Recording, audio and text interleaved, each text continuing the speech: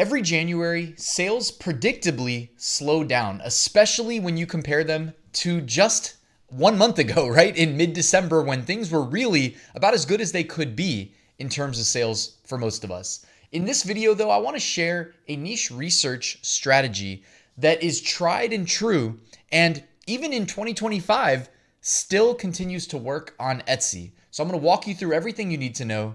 Let's get to it. So as I mentioned, we're going to be taking a look at one of the most popular destinations for both buying and selling print-on-demand products. That is the Etsy marketplace. Now, linked from their homepage, there are a ton of popular products. All you have to do is check out this little navigation bar they put for the buyers. So for instance, you can click gifts, and most likely anything linked from this page is going to be selling quite well, and those shops are probably doing really well as well. Like for instance, these sweatshirts right here, or these hoodies, if I click them, okay, it takes us to an entire category for matching embroidered sweatshirts.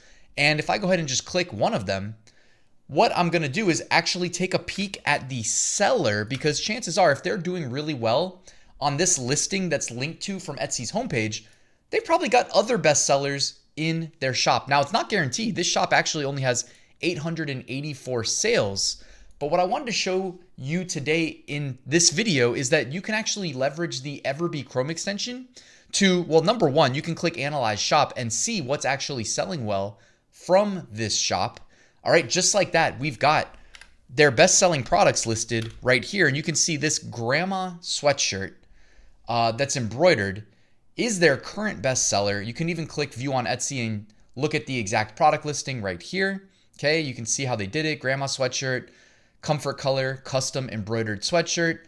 They have Nana established with the year, and then they've got the names of the kids right there. Really nice mock-up that basically shows you all of the value propositions in one quick view in that first photo. Beyond that, you can scroll down here on the sidebar. You can see the estimated sales over time. You can see what tags they used that are likely to be driving traffic to this listing. And you can even copy them in one click right here. But what I also wanted to show you, because this shop is a good example, right? But this shop really only has, 884 sales. What I would recommend doing on the sidebar here, if you have Everbee, is click Shop Analyzer, okay? You can see it's marked as new. And when you click this, you have the ability to drill into their database of over 3 million shops. Yes, you heard that correctly. Now, the shop names do not have to contain the types of products that they sell. But chances are, like if you want to sell one of the most common products that print-on-demand sellers sell, like t-shirts or really apparel in general, you can bet that a shop with the word apparel in the name probably carries a lot of apparel. So I'm going to type in apparel, and then I'm going to click search, okay? And what it's going to do is literally look at its database of over 3 million shops for shops that have the word apparel in the name, and it's going to sort them by total revenue, okay? Now, what we can do is, honestly, we can sort by maybe monthly sales if we want to. That might be a better indicator. But now all you have to do is click the shop name. It'll open it in a new tab, and we can literally spy on what is performing well on this shop. Now, I want to just pause for 2 seconds and say, it's not that buyers, right? Like our goal is to make sales. So let's work backwards. We want to make sales, and our strategy is to sell things that people are actively buying. Is our goal to go copy someone else's shop? No.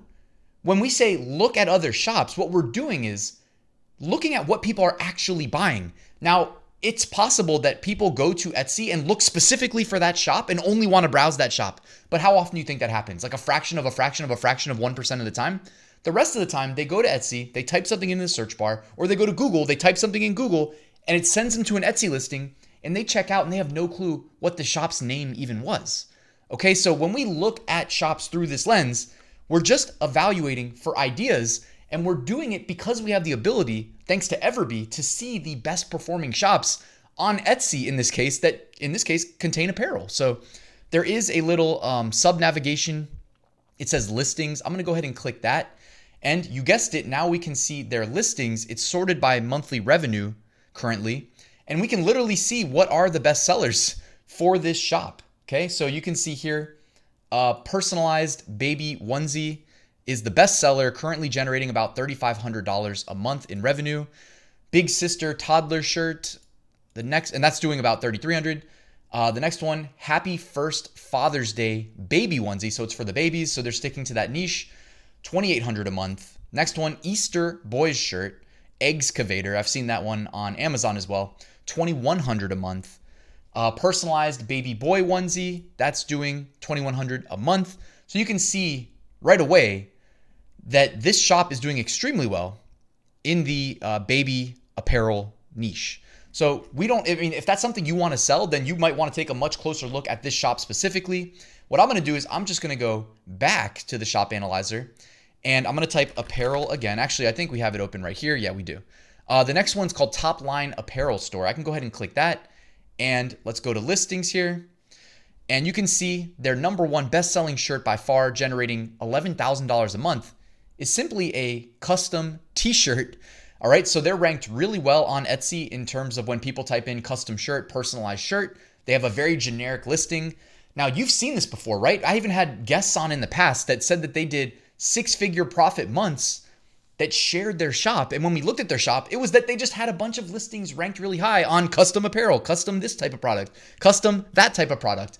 And it's not like, oh, they're the guru and they know how to make it rank. It's like, no, you need to create quality listings that are converting better than your competition. Most likely you're gonna have to run ads because we know it's competitive. And hopefully over time, if you really are outperforming your competition, the Etsy algorithm is gonna give you favorable placement in search results. Because if you're getting a high click-through rate and a high conversion rate, wouldn't it make sense for them to show your product above those that have worse conversion rates, right? This one, custom pet ears sweatshirt. They're charging $30 for that. Monthly revenue, $2,300. So it drops off pretty significantly from that number one bestseller doing $11K in revenue a month to their second bestseller doing 75 sales a month though, $2,200 revenue. Next one is Are You Serious, Clark? So that's lingering from Christmas, but 2,100 sales.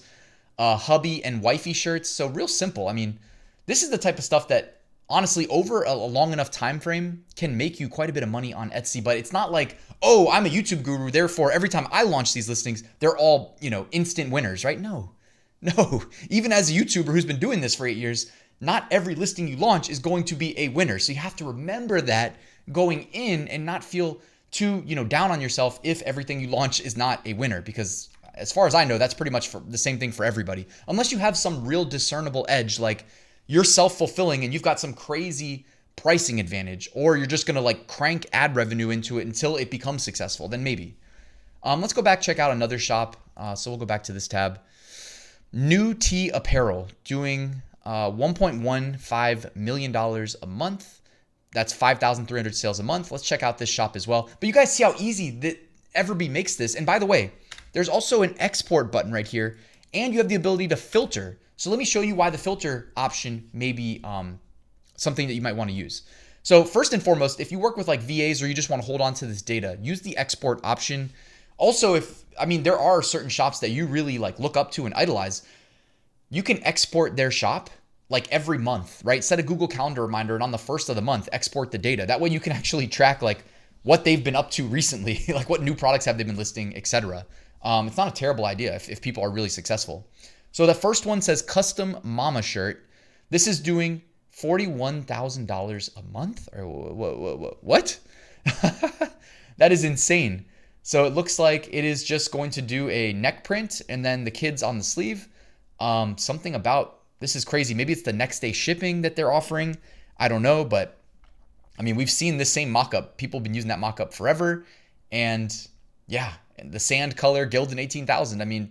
Simple stuff that we've seen people do for a long time, doing about 800 sales a month. Absolutely insane. And look at the reviews. You can't fake the reviews, guys. 1,600 reviews. Okay.